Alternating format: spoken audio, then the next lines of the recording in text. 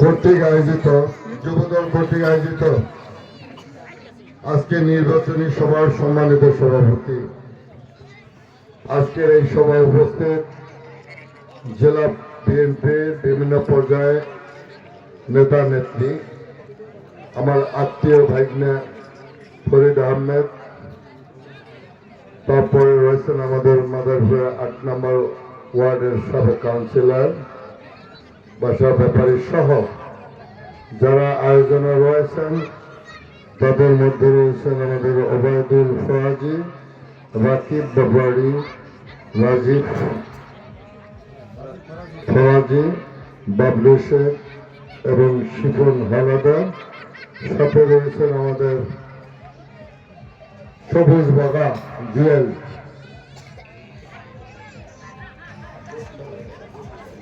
বশির ভাই নাম পেয়েছিলাম তো, তোমরা লিখতেও পেয়েছিস।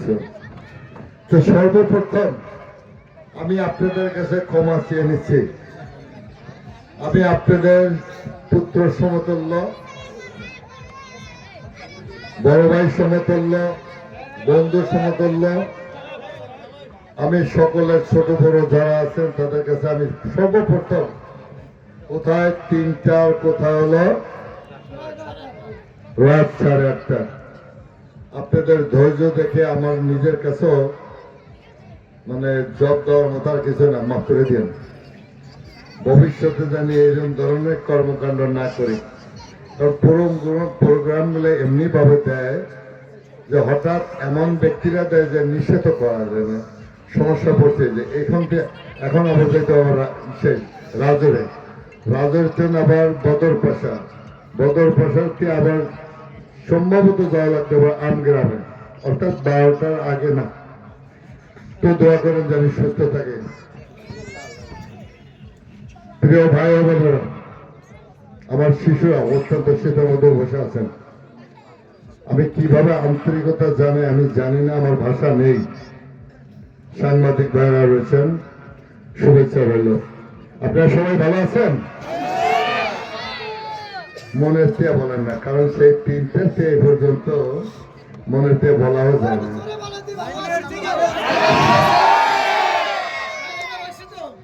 আমরা শোকাহত, আপনারা নিশ্চয় জানেন, বাংলাদেশের এমন কোন লোক নেই না জানে আমরা শোকাহত। আপনারা শুনেছেন বেগম খালেদা জিয়া আমাদের আপসীর নেত্রী, দেশের নেত্রী, যিনি কখনো কোনো স্বৈরাচার গজব ফ্যাসিস্টের কাছে জল জুলুম নির্যাতন নিপীড়ন সহ্য করার পরে সন্তান হারানোর পরও কিন্তু আপোষ করেন না। সেই আপসীর নেত্রী, দেশের নেত্রী আমাদের ছেলে 30শে ডিসেম্বর উনি বিদায় নিয়েছেন। আমরা তার জন্য শোকাহত। আমরা তার ফেরত কামনা করছি এবং জান্নাতুল ফেরদৌস নসিব কামনা করছি। সবাই একবার বলে আমিন। আজকে বেগম খালেদা জিয়া শুধুমাত্র আমাদের নেত্রী ছিল না, মৃত্যুর পরে যে জানাজাটা মানিকে অভিনীত হয়েছে প্রায় 1.25 কোটি থেকে 1.5 কোটির কম হবে না। হিন্দু, মুসলমান, বৌদ্ধ, খ্রিস্টান আমরা দেখেছি এমন কোন লোক নাই যে চোখে পানি ছিল না। এমন কোন রাজনৈতিক দলের নেতা নেত্রী ছিলেন না যে কষ্ট না পাইছে। কারণ বর্তমান রাজনৈতিক প্রেক্ষাপটে আমরা লক্ষ্য করেছি একটা সমাজতার জন্য যেন একজন রাজনৈতিক অভিভাবক বাংলাদেশে দায়িত্ব পালন করবেন, সেই ব্যক্তি কিন্তু এখন আর নেই। প্রত্যেকটা রাজনৈতিক দলে কিন্তু অভিভাবকহীন অবস্থায় রয়েছেন। একটা রাজনৈতিক দল আজকে নিষিদ্ধ ঘোষণা করেছেন সরকার, এবং আজকে নির্বাচনেও তারা অংশগ্রহণ করতে পারছে না, এমনকি তাদের মার্কেটা পর্যন্ত ব্যালটে নেই। এটা শুভ সংবাদ নয়, জাতির জন্য এটা শুভ সংবাদ নয় বলে আপনি বলেন কেন? খেলার মাঠে যদি প্রতিযোগিতা না থাকে, একতরফা গোল দিলে কিন্তু সেই জায়গায় মজা পাওয়া যায় না, সেই খেলার সার্থকতা থাকে না।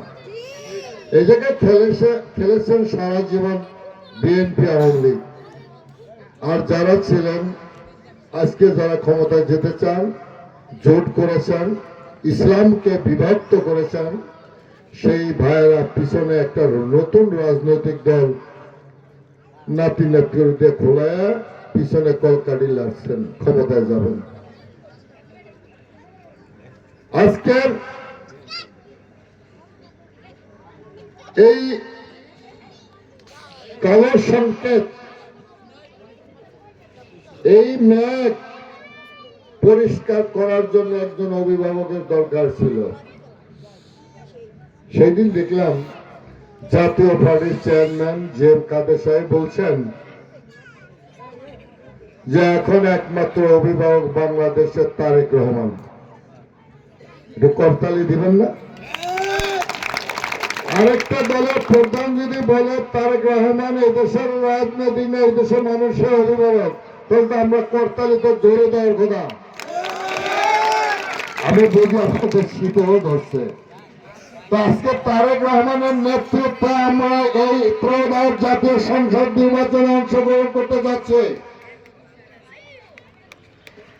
এই নির্বাচন জাতির জন্য একটি গুরুত্বপূর্ণ নির্বাচন। 12 ফেব্রুয়ারি নির্বাচন শুরু হবে, 7:30 4:30 শেষ হবে। জাতির আজকে একটি দুঃসময় আমরা পার করছি। কেউ নির্বাচনে আসবেন না, নির্বাচন বন্ধ করতে হবে, আবার হানা ভোট দিতে হবে, আবার কি কি যেন চাইল পিয়ার পিয়ার না উনসর কোনদিন এই পিয়ার পিয়ার লেয়ে নানান জন্মের করলো, অথচ 300 আসন ওরা আগেই ছেড়ে দিয়েছেন। আন্দোলনও করেন, আবার নির্বাচন হয়েছেন, কুন্ডা করেন দিশা পায় না। নাতি নাত করে এখন দিয়া এনসিপি একটা দল খোলাই দিয়ে সামনে দিয়ে এই চামড়া গুলো মাঝে মধ্যে মারে। এদিন দেখলাম একটা আন্ডা মারছে, আন্ডা আন্ডা চিনেন? কেউ কয় ডিম, কেউ কয় পাওয়া যায় কয় ডিম। এই আন্ডা মারছে, এই চামড়া গুলো সামনে দিয়ে অঙ্কল গাড়ি পিছনে আছে, তারা রাষ্ট্রীয় ক্ষমতায় যাবে। জোট করছে জোট। আমি ওই দিনই বলেছিলাম 3 টুপি এক জায়গায় থাকবে না বেশি দিন, এক টুপি বের হয়ে গেছে। আওয়ামী লীগ টের পেয়েছেন, ওরা কারা? বিএনপি টের পেয়েছেন, ওরা কারা? সনাতন ধর্মের ব্যক্তিরা টের পেয়েছেন, ওরা কারা? এই ওরাই কিন্তু আজকে আপনার রাষ্ট্রীয় ক্ষমতা যাইতে চায়, ওই নাতি নাতির দিয়ে দল একটা নতুন খোলায়। কারণ ওদের পিছনে ছাত্রছাত্রী আছে। ছাত্রছাত্রীরা কখনো চায় নাই যে আমরা রাষ্ট্রীয় ক্ষমতা যাই, আমরা রাজনৈতিক দল খুলে এটা চায় নাই। ওরা চেয়েছিল কোঠা, মুক্তিযুদ্ধের চেতনায় শক্তি আওয়ামী লীগ তার কাছে চেয়েছিল কোঠা, আমাদের কিছু কোঠা দেন। কারণ সাধারণ মানুষের ঘরের ছেলে মেয়েরা মেধায় 80 পাওয়ার পরও কোঠা থাকার কারণে 60 পেয়ে তারা চাকরি হয়, ভর্তি হয়। কিন্তু সাধারণ ঘরের মানুষগুলার সন্তানরা 80 পাওয়ার পরও তারা চাকরিও পায় না, ভর্তি হইতে পারে না ভালো জায়গায়। এইটা ছিল আন্দোলন। সে জায়গায় একমাত্র শেখ হাসিনার ভুলের কারণে, ওবায়দুল কাদের সাহেবের ভুলের কারণে কতিপয় তেলমারা পুলিশ, তেলমারা র্যাব, তেলমারা আজ্জা ছিলেন তৎকালীন সেনাপ্রধান, বড় হারামজাদা লোক ছিল। সম্মিলিত ভাবে হাজার হাজার কোটি টাকা আপনাদের আমাদের পকেটের ওই শেখ হাসিনা তেল মেরা আজকে বিদেশে পাঠিয়েছেন, ওরাও পাইছে। 47 সালের আওয়ামী লীগ দিনের ভোট রাত্রে নিতে হবে, সেই কাজ তো শেখ মুজিবুর রহমান করেন নাই। বিপ্লব বলেন, সংগ্রাম বলেন, আন্দোলন করার প্রত্যেকটা সংগ্রাম আন্দোলনে তাদের ইতিহাসের পাতা আছে। আর মাত্র 7 দিনের মাথায় সাধারণ ছাত্রছাত্রীদের সেই রক্তে রঞ্জিত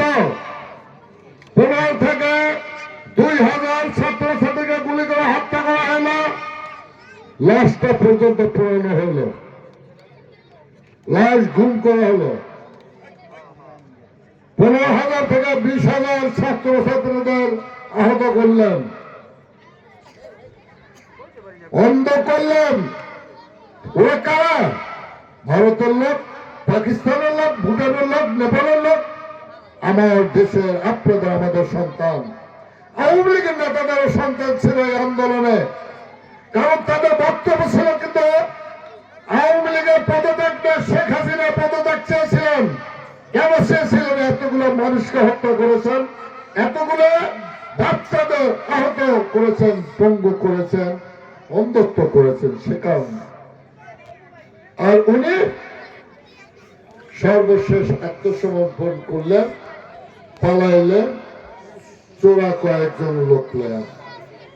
20% লোক আওয়ামী লীগের মধ্যে খারাপ আমরা ধরে নিলাম, 80% লোক এখনো কিন্তু ভালো আছে।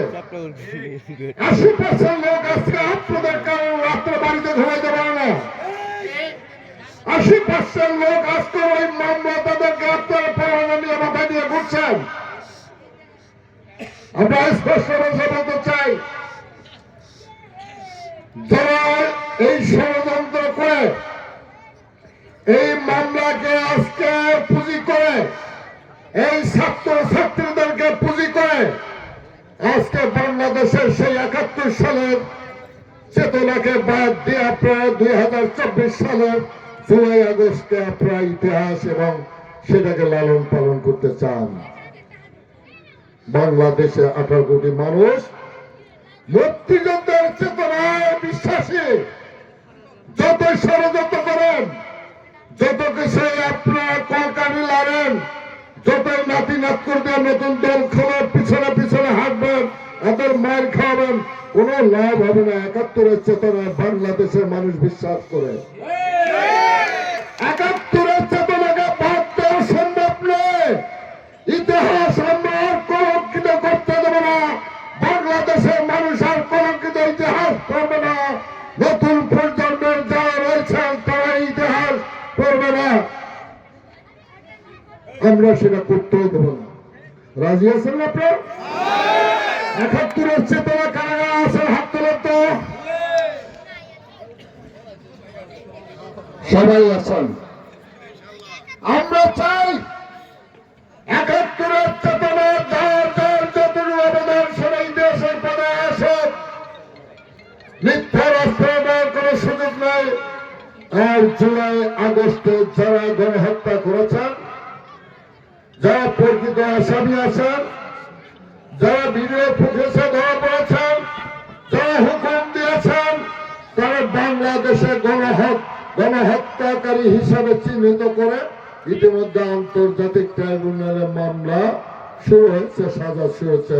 আমরা দৃশ্যমান লক্ষ্য